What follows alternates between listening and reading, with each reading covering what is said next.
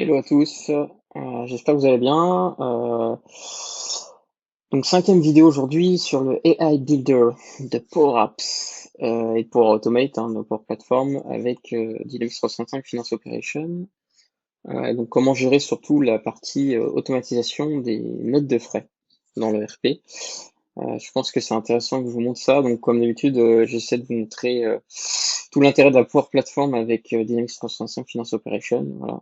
Donc il y a plein de use cases possibles qu'on peut automatiser et faire plein de choses derrière ça.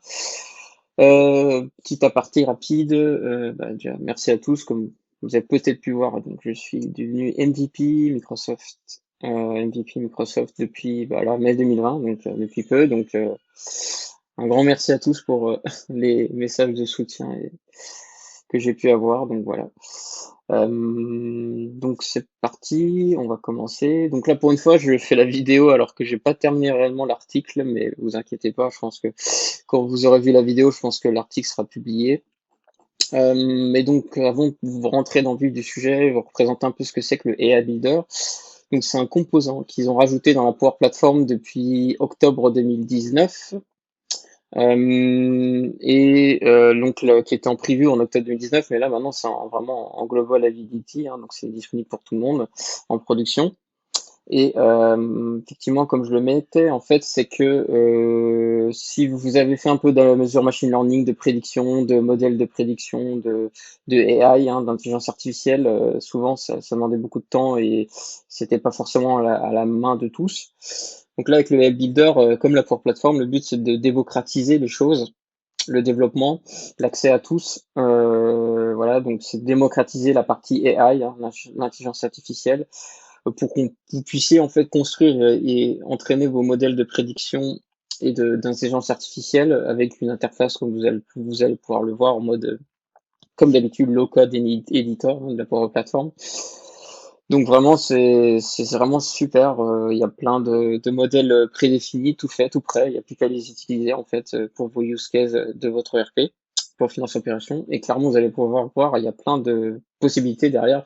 Moi, là, je vais faire aujourd'hui la partie note de frais qui, je sais, demande beaucoup de temps à des gens. Moi-même, étant freelance, tous les mois, je passe un temps considérable, enfin moins maintenant avec le confinement, mais du moins avant le confinement, voilà, les restaurants, l'avion, les déplacements, bref, plein de naissances, enfin bref, plein de notes de frais. Faut prendre des photos, faut les envoyer à la comptable. Il faut souvent ressaisir derrière les informations, alors que finalement, sur la note de frais, vous avez déjà l'ensemble des informations. On est d'accord, vous avez le montant, la TVA, le fournisseur, enfin sur lequel voilà, est-ce que c'est du la catégorie quoi de la note de frais quoi. Donc vraiment il y a déjà toutes les infos quoi. En fait, donc on fait de la double saisie, ça prend du temps, c'est vraiment quelque chose qui a aucune plus-value quoi. Enfin clairement on perd son temps quoi. Il y a pas photo quoi. C'est obligatoire, faut le faire bien sûr, mais bon voilà, clairement si ça peut être automatisé, c'est mieux quoi.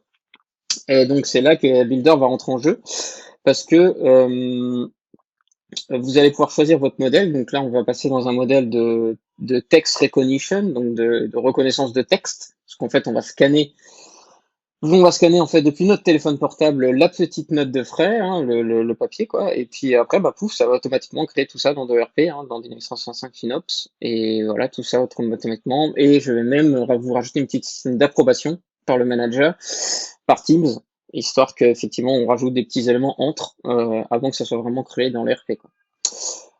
Pour info, il y a d'autres systèmes, il y a d'autres modèles qu'on verra peut-être pas aujourd'hui dans la vidéo. J'en ferai peut-être d'autres plus tard. Voilà, sentiment analysis mettre des indicateurs de sentiments sur des textes. Alors quelque chose qui peut être pas mal, je pense aussi que je vais peut-être voir, c'est le form processing. Donc pareil, vous avez des formulaires qui arrivent régulièrement extérieurs à l'ERP et vous voulez automatiquement créer les informations dans l'ERP, quoi, sans qu'il y ait une double saisie. Donc je pensais même aussi éventuellement tout ce qui est entrepôt, WHS, le module WHS, le module Warehouse Management dans l'ERP, dans FinOps, où par exemple, je sais pas, vous avez des petits pads, des petits systèmes qui taguent des puces RFID ou des codes barres, et vous voulez automatiquement savoir s'il y a du stock, enfin voilà, ou flasher des éléments. Voilà, donc il y a plein de use cases possibles. Donc bon, j'essaie de voir ce qu'on peut faire d'autre qui puisse vraiment rentrer en lien avec des vrais cas de l'ERP quoi. Le prérequis de tout ça quand même, parce qu'évidemment il y a un petit coût derrière, bien sûr, comme d'habitude avec Microsoft, mais bon, la licence est de 500 euros par mois pour l'ensemble de la société, donc un peu plus de 5 000 € l'année.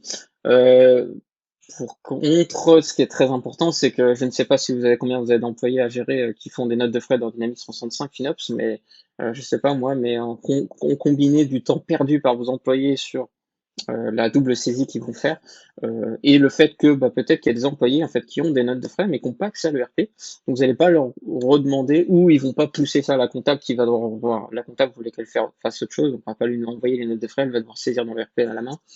Voilà, donc on peut imaginer ça. Qu'est-ce qu'il y a d'autre d'important à voir? Je m'étais noté tout ça.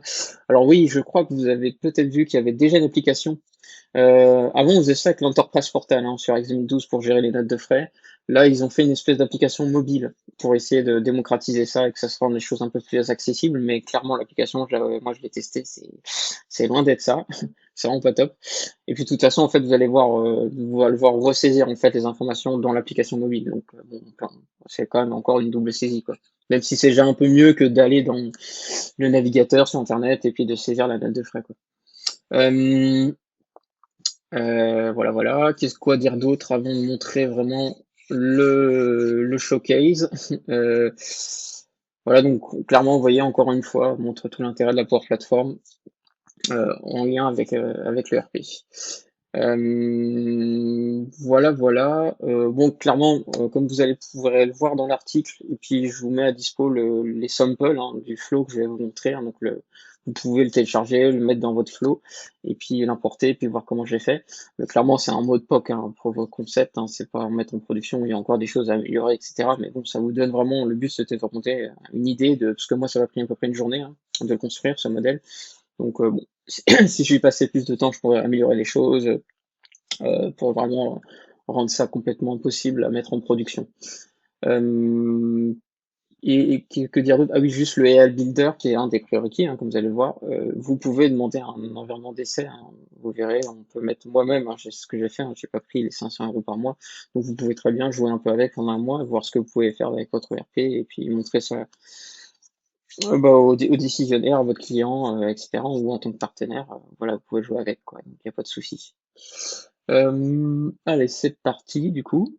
Donc, moi, vous allez voir, j'ai fait deux flux. Donc, le principal, il est sur celui-là. Donc, comme je disais, c'est celui que je vais exporter, vous mettre ça à dispo sur mon GitHub.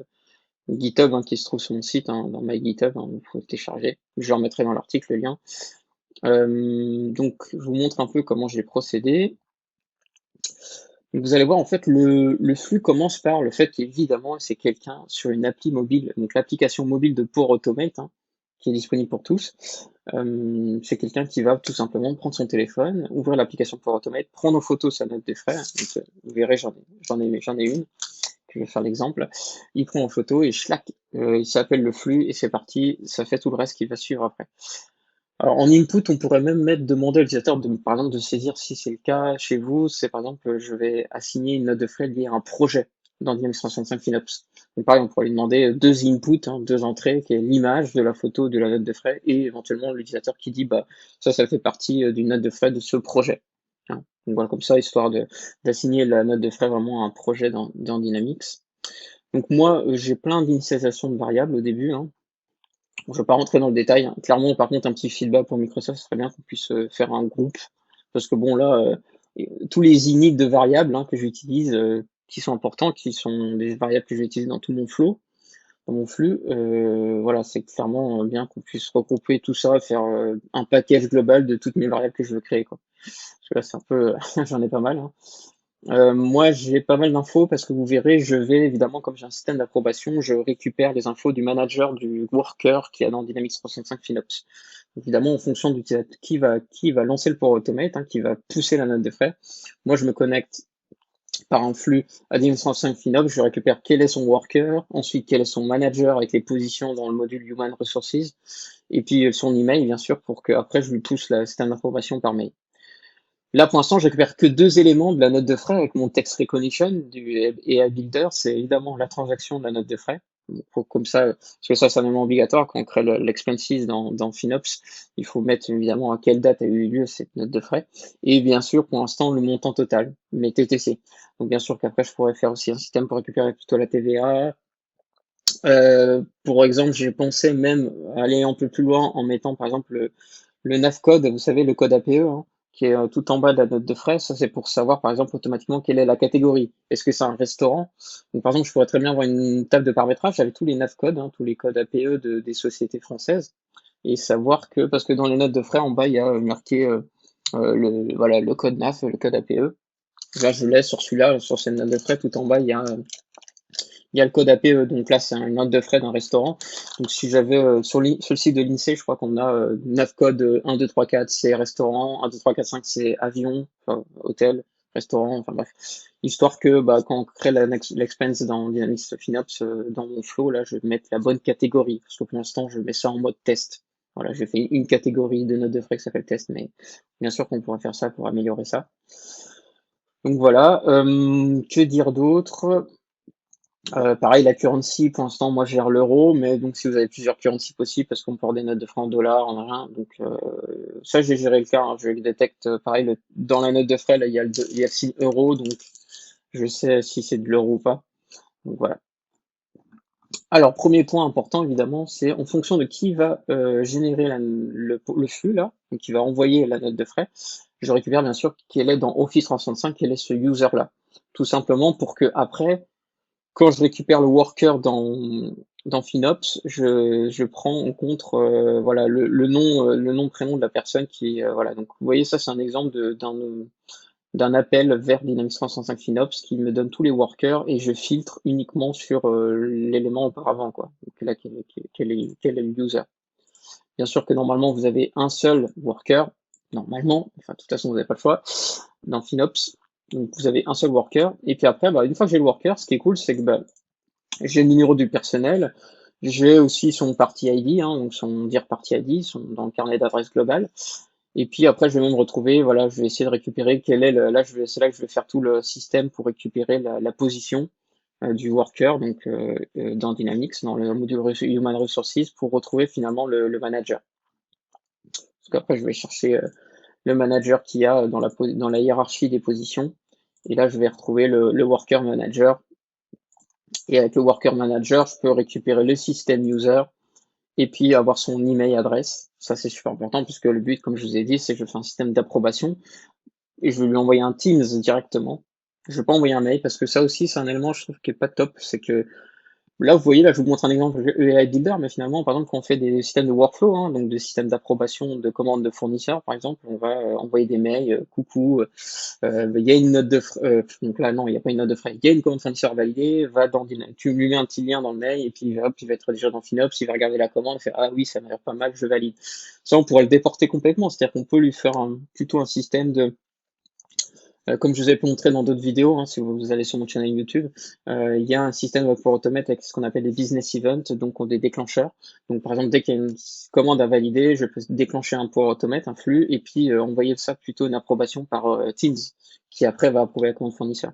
Voilà, ça évite. Et puis après, dans le Teams, vous verrez, on peut lui afficher plein d'infos importantes de la commande sans qu'il aille directement dans FinOps. Ça c'est cool parce qu'en situation de mobilité, situation de mobilité, bah, finalement, le manager, il est dans Teams, il regarde un peu les infos de la commande, enfin, les différentes informations qu'on lui a affichées, donc montant total, là, par exemple, pour la note de frais, je lui mets le montant total, la date de transaction, quel est le worker, je pourrais afficher d'autres infos s'il y a besoin, mais, et après, il fait, oh oui, c'est bon, approuve, hop, et ça finalise le flux, et ça met à jour Dynamics 365, sans qu'il aille dans Dynamics 365. Donc ça, c'est super, quoi. Surtout que si, je sais pas, si le manager, finalement, il n'a pas accès à FinOps, ça peut être le cas, hein. On peut retrouver son manager et puis lui demander d'approuver, mais après c'est le flux qui va approuver ça dans FinOps, quoi, sans qu'il y ait besoin de licence, quoi. Donc ça c'est à prendre en compte, un petit nota bene, hein, mais ça c'est assez sympa ça. Et donc après, j'utilise peut-être mon modèle de AI Builder. Donc c'est là où je vais mettre, ok, qu'est-ce que je veux faire, quoi. Donc je vais faire du text recognition model. Donc là, c'est là où je choisis quel est le modèle du AI Builder que je veux utiliser et quel est l'input. Bah, évidemment, c'est l'image que l'utilisateur aura poussée dans le flux. Et après, c'est là que le gros du travail commence.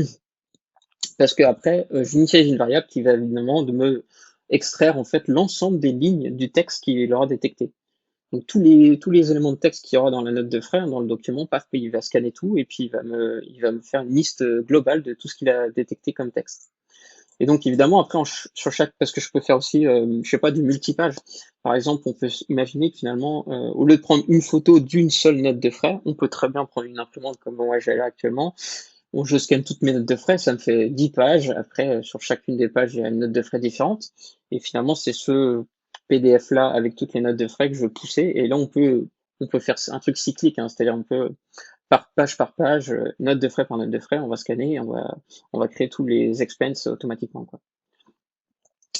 Pour chacune des lignes, moi, ce que je fais, c'est que j'essaie de détecter, donc quand je peux entrer dans tous les détails, vous verrez dans le flow, mais c'est là où je cherche en fait à trouver la date, à trouver le montant, quoi, parmi tout ce qui m'a scanné.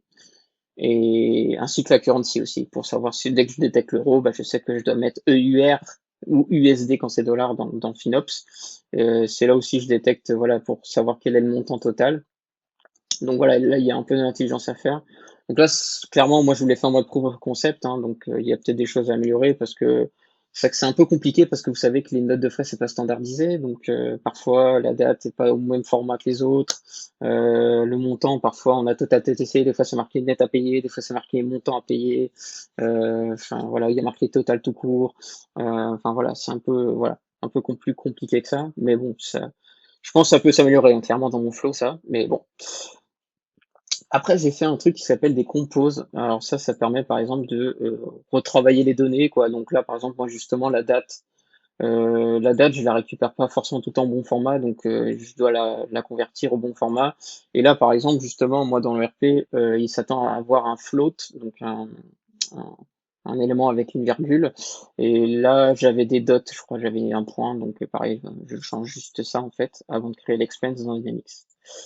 Et pour créer l'expense dans Dynamics, alors là par contre, un peu plus compliqué, mais là il y aura pas besoin de il y aura besoin de faire du développement, mais pareil, dans mon GitHub, je vous mettrai la data entity que j'ai créée, parce qu'en fait la data entity expense, il y en a une en standard, en standard pardon, qui s'appelle expenses, mais elle est juste en read-only, donc on peut pas créer de note de frais expense, des travel expense comme on dit dans Finops en standard. Donc il faut faire créer une nouvelle en data entity. Donc pour ça il faudra un petit développeur qui vous fasse la petit, c'est un péjoratif, mais il faudra un développeur pour vous créer la data entity pardon, qui n'existe pas en standard, pour que vous puissiez la créer finalement dans Finops. Donc moi je vous la mettrai à dispo, hein, mais clairement la data entity, moi ça, il y a un petit wizard maintenant dans Visual Studio, hein, donc ça c'est pour les développeurs.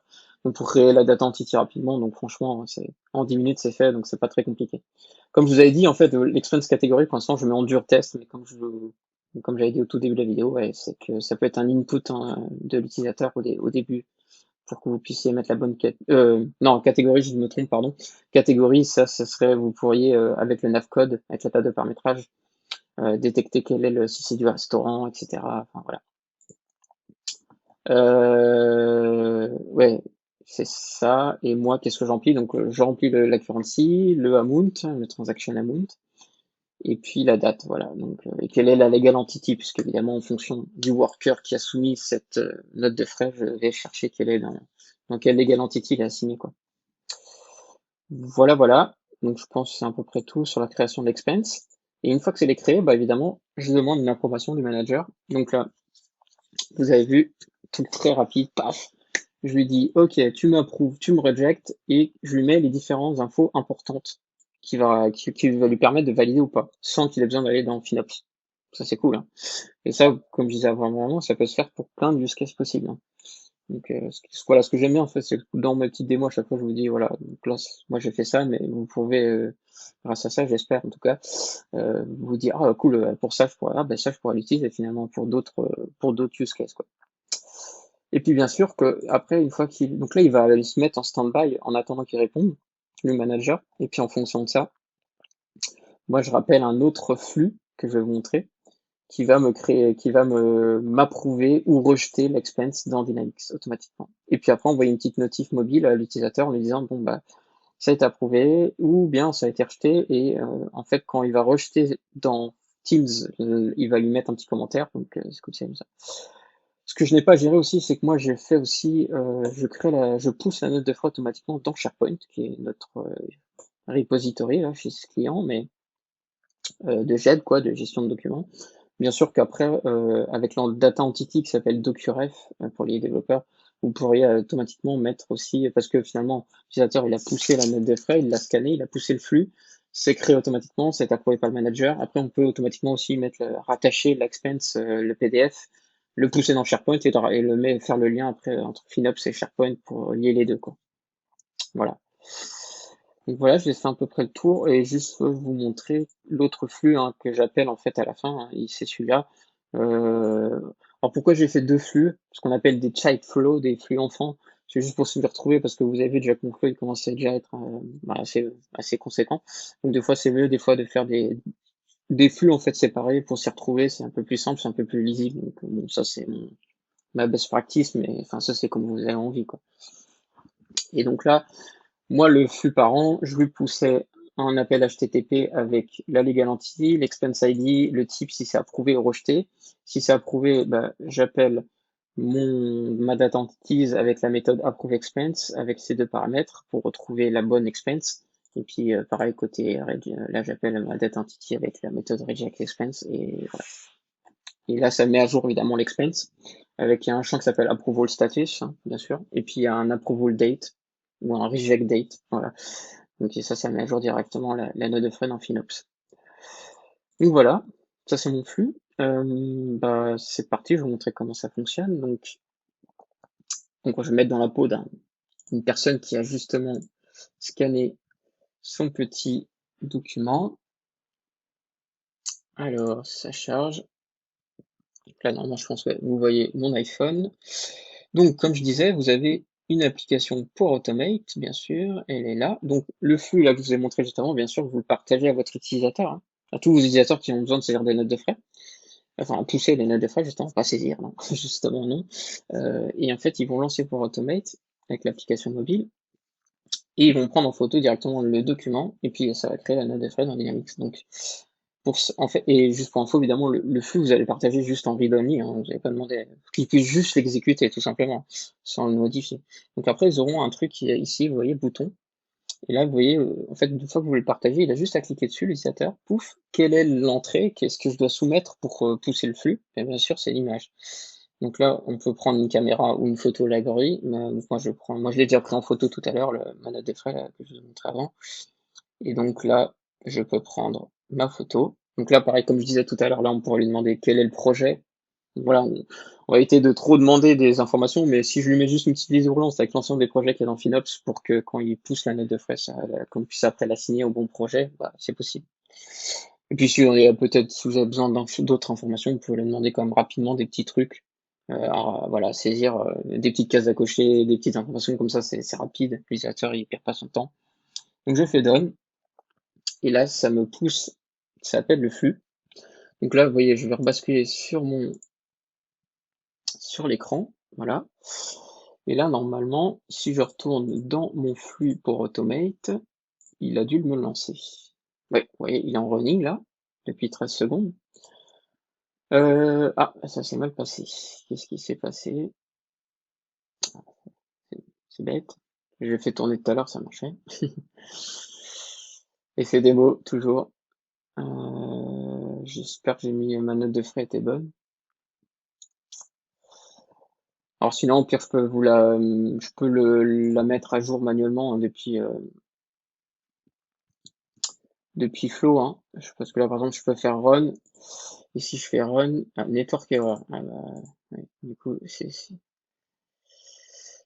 ça le problème. Hop, hop, hop, hop, hop, hop. Allez, un petit problème d'internet, ça fait du bien.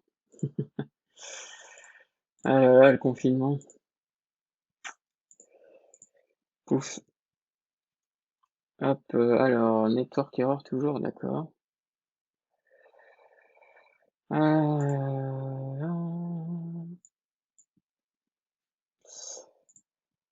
Pouf. Oula. Ah oui. Donc je disais, donc je vais essayer de le relancer manuellement, voilà. Donc je fais run, donc là c'est comme si l'utilisateur aussi, je crois qu'il peut le faire depuis l'interface web, hein, pas sur l'appli mobile. Et donc là je prends, c'est sur le bureau, là voilà la note de frais, hein, comme je disais. Donc là je vous montre rapidement la note de frais que je vais pousser, donc là voici, la voilà. Euh, donc là on a clairement les différentes informations importantes, hein, le montant total, etc. Euh, voilà. Donc d'ailleurs c'est un très bon restaurant, hein. Je vous le recommande vraiment dans le 9e arrondissement, si vous voulez y aller. Enfin, quand on pourra y aller, en tout cas après le confinement. Pom pom pom, donc là je vais lui envoyer, je fais run flow, voilà, donc là il va me le lancer. J'espère qu'il va pas planter comme avant.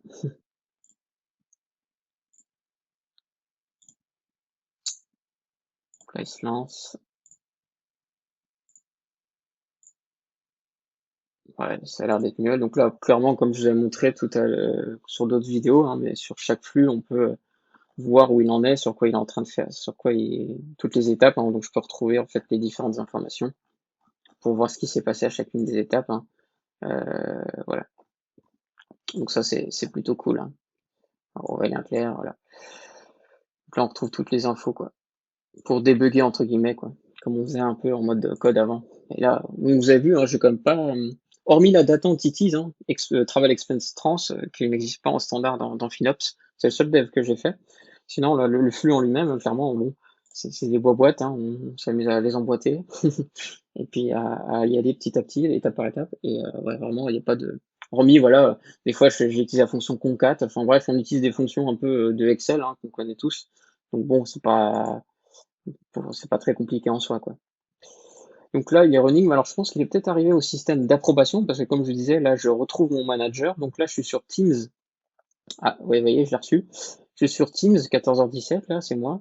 Donc je suis sur Teams avec le compte, un autre compte, hein, qui est le manager de Rien Clair, là, actuellement, sur cet environnement. Et donc, il peut approuver ou rejeter. Donc, je vais vous montrer un petit cas où je vais déjà le rejeter, parce que, voilà, non, pas d'accord, voilà, tout simplement. Et je fais submit. Pouf, c'est rejeté. Et alors, ce qui est cool, c'est qu'à la fin, si je remontre mon iPhone, je l'ai déjà reçu, voilà, c'est bon. Pouf, après par iPhone, hop, c'est parti. Le voici. Donc vous voyez, paf, j'ai reçu la notif, le native expense management. Vous voyez, has been rejected by the manager. Commande pas d'accord. Comme ça, l'utilisateur tout de suite, il peut retrouver l'information. Enfin, l'utilisateur qui a soumis la note de frais, il voit tout de suite la réponse aux notes de frais directement sur le téléphone. Donc ça, c'est plutôt cool. Euh, donc voilà, et puis bien sûr, je peux en faire un autre, hein, parce que là, du coup, c'est terminé. Donc si je vais en relancer un autre, et puis là, cette fois, je vais approuver quand même. Donc je vais remporter encore ma petite note de frais. Pouf, run flow. Voilà. En attendant, je vais juste voir pourquoi il a planté quand j'ai lancé sur le téléphone. Parce que normalement, il n'y a pas de raison, il n'y a rien qui change, quoi. Ah, il a pas trop aimé ma capture d'écran, non? Oula, oui. Ouais, je sais pas ce qui s'est passé. Enfin, je regarde plus tard, mais oui, non, il y a pas de raison, hein, bien sûr, que ça ne fonctionne pas, hein. Euh, mais en tout cas, ouais, non, la note de frais, on peut vraiment voilà, le but, c'est vraiment sur le téléphone portable, l'utilisateur prend la note de frais en direct sur le téléphone avec pour l'application pour automater sur l'iPhone ou l'Android, et hop, ça s'appelle le flux et c'est parti, quoi. Donc, je vais déjà relancer mon FinOps pour vous montrer après qu'est-ce qui s'est créé dans FinOps. Donc là, je pense que la note de frais, je vais attendre, mais à mon avis, je vais bientôt recevoir, enfin, si j'ai Internet encore, network error encore, bien. Ouf. Ah, ça met un peu de piquant là, les problèmes d'internet. Hop, alors, bien sûr, après l'utilisateur peut retrouver l'historique, hein, sur ce qu'il a déjà soumis au niveau du. Donc ça, c'est un bot, hein, c'est un bot dans Teams qui pousse le flux. Alors, on sait que où ça en est. Je pense que j'aurais dû le recevoir déjà, non? On va réfléchir. Teams. Toujours pas. Ah si, ça y est. Ouf, approval needed. Parfait. Donc là, je vais approuver cette fois, par contre. Voilà, j'approuve. Pouf. Donc là, normalement, il va se finir le flux.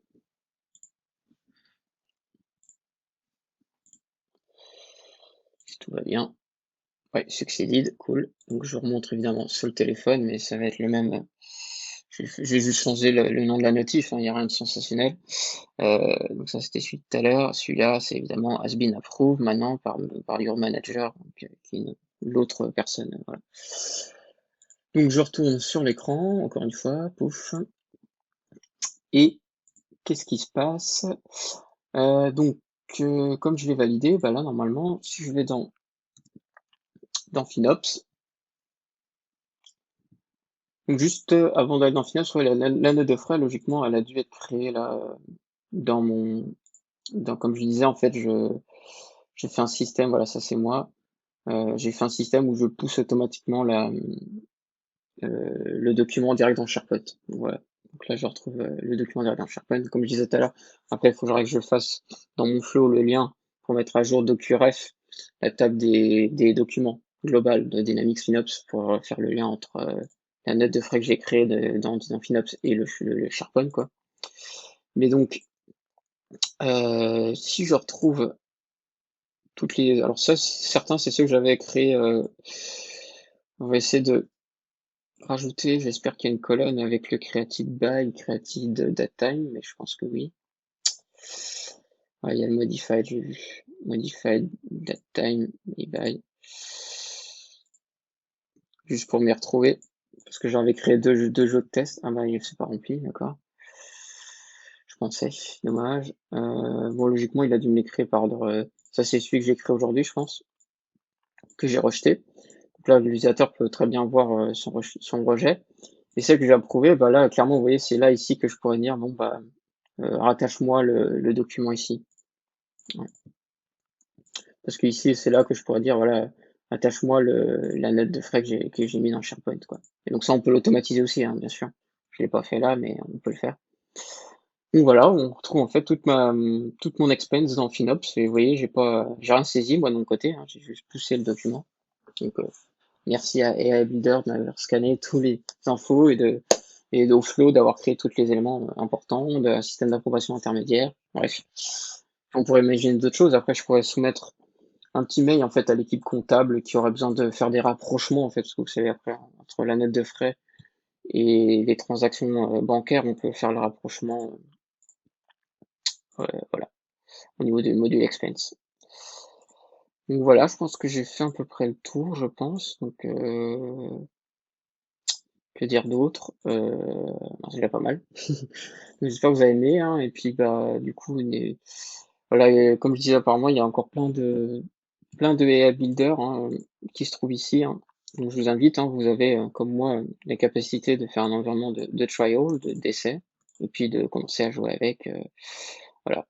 Donc ça c'est vrai que c'est pas mal parce que même à la forme processing, par exemple, vous avez les get started, l'example. Par exemple, voilà, sur des documents que vous scannez régulièrement et vous voulez saisir les données automatiquement dans FinOps, bah, voilà, c'est clairement une perte de temps parce que l'utilisateur, il va l'avoir scanné sur l'imprimante, il va devoir après uploader le document et puis ressaisir tout, alors que finalement, tout est déjà prêt, quoi. Donc vraiment, il y a plein de systèmes comme ça. Donc, bah, merci à tous et puis bah, à une prochaine et comme d'habitude, bah, n'hésitez pas à me suivre sur les réseaux sociaux. Bye bye.